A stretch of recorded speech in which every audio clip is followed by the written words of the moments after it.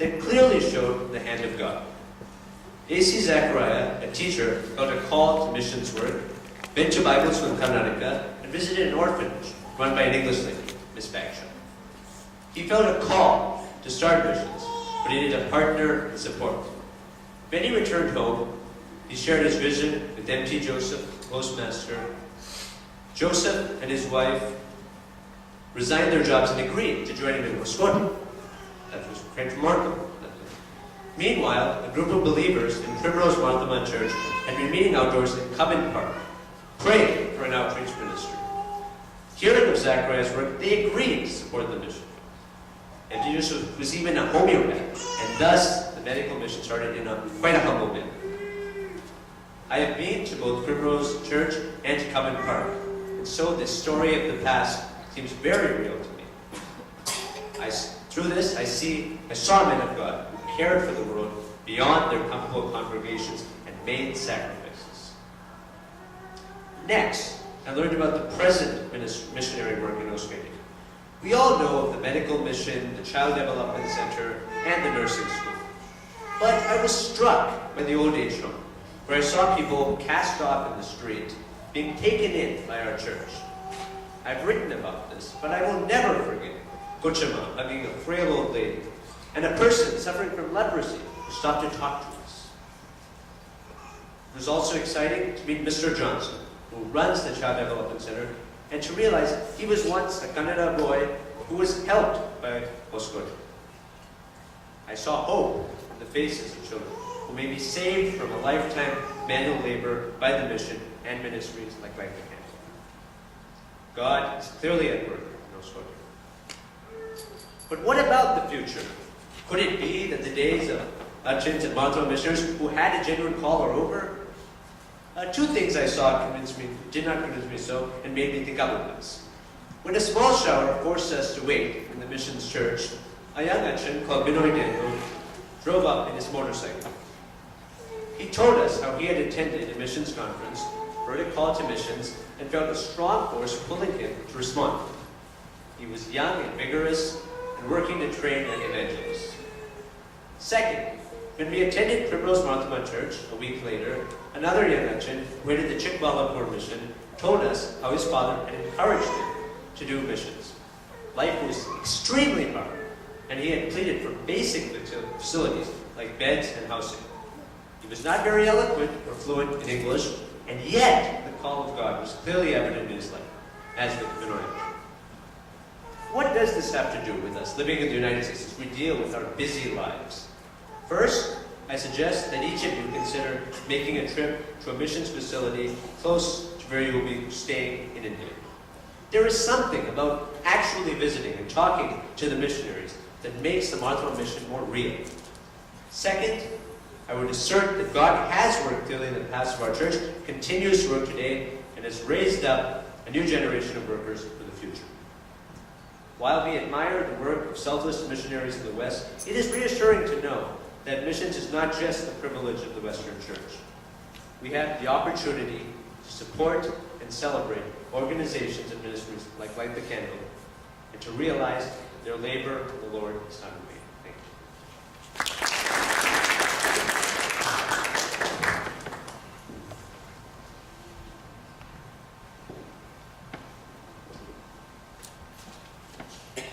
Thank you, Sweta and Timmy.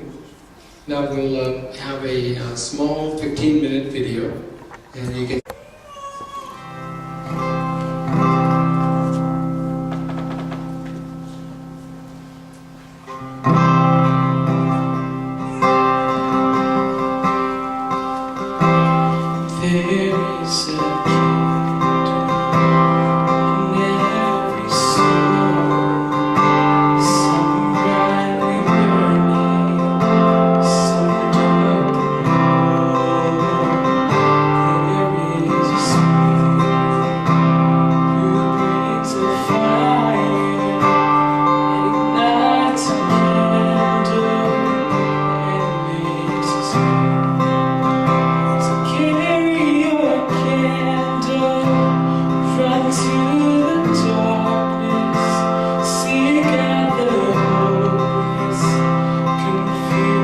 So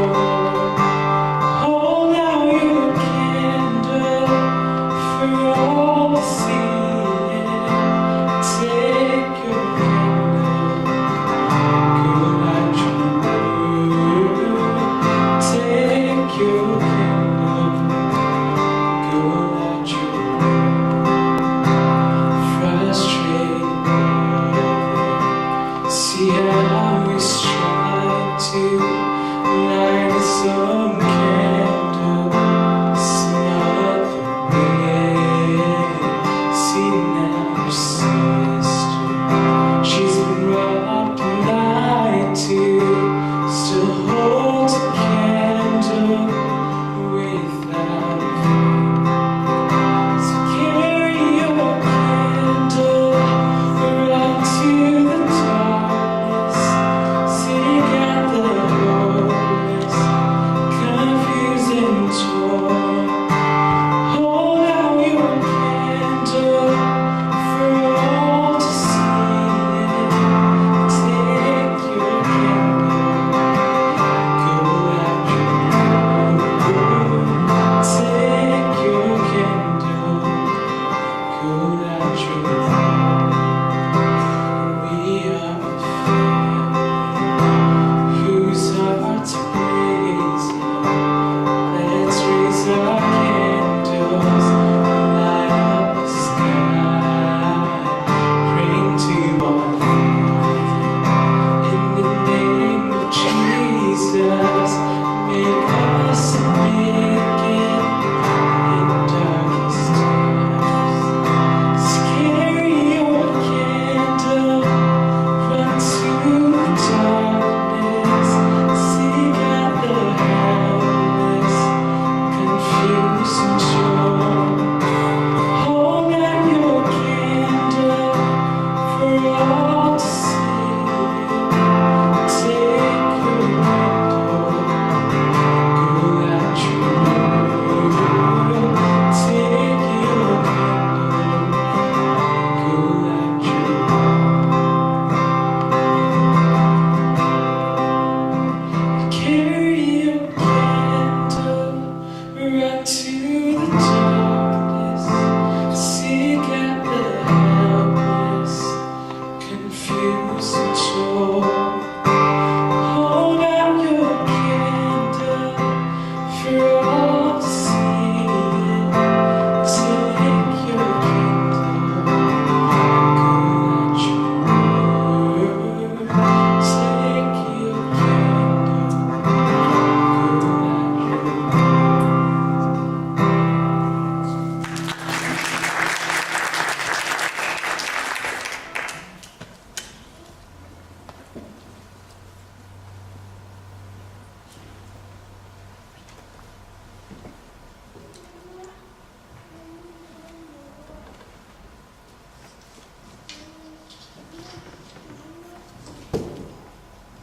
Good evening, everyone. Respected Dr. George Varghese, Vechayan, sponsors and friends of Light the Candle International. The king will reply, truly I tell you, whatever you did for one of the least of these brothers and sisters of mine, you did for me. Matthew 25:40. This is one of the happiest moments of Light the Candle Board of Directors. Today is a great day because we have our sponsors and directors together under one roof. We plan on updating you on all the happenings of Light the Candle International and answering any questions you may have. It is one of our goals to keep you all informed on how your contributions are making a difference in the lives of children across the globe. As mentioned, this is our third year in existence as a non-profit Christian organization dedicated to the educational, social, spiritual and economic needs and development of underprivileged children. Currently we have undertaken 4 projects in India and they are Housecote Mission Balabhikasa Kendra in Kanakanahalli, which is in Karnataka, with 65 students and James Achan as the director. The second one is Home of Faith Balabhikasa Kendra Chintamani in Karnataka with 48 students, and Sabochan as the director. The third one is Home of Grace, Balavigasa Kendra in Nibrahalli, which is also in Karnataka with 75 students, and Raniachan as the director. The last one, Bethel Mission Sambatwali project in Jharkhand with 101 registered students, and Brother James Bunus as the director. The total number of students in all these projects are about 290. We truly believe that all this has only been possible and thus far successful by His grace. I would like to update you about the finance of these mission projects. As you know, the average monthly expenses per child is budgeted to $15 after taking into consideration the specific needs of each mission projects. Compared to organizations doing similar projects, which are at $38 per child, we are able to run at 40% of that rate. We are able to do so by eliminating or minimizing administration and other expenses locally as well as in the mission fields. Like the international administration expenses is currently at 6% compared to 16% for organizations doing similar projects. Administration expenses consist of printing and stationery, web expenses, advertisement, postage, bank charges, telephone expenses, and Secretary of State filing fees. As mentioned earlier, all of the members of the board are working voluntarily. With the help of few volunteers like Obi and others, we have been able to attain our goals with minimum costs. Out of the 290 students currently about 90 children are not being sponsored. We encourage you to pray for them and support them. Information about the unsponsored children are available on our website. Also, this is a friendly reminder for current sponsors to renew their sponsorship if not renewed, before the year end, which is December 31st, to claim the tax deduction in 2013. And thank you for the sponsors who have already renewed their sponsorship. Regarding the reporting, annually we get budgets with the expected number of children and staff for the new academic year from each mission field.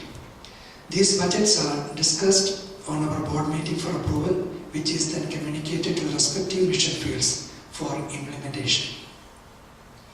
Mission fields are required to send monthly financial, attendance and activities report as well as periodic academic reports also.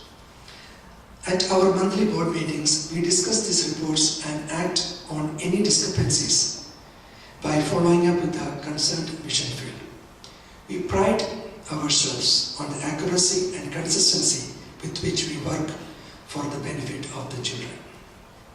We also care for the basic health and physical needs for the children and incorporate funds for those needs within our budget.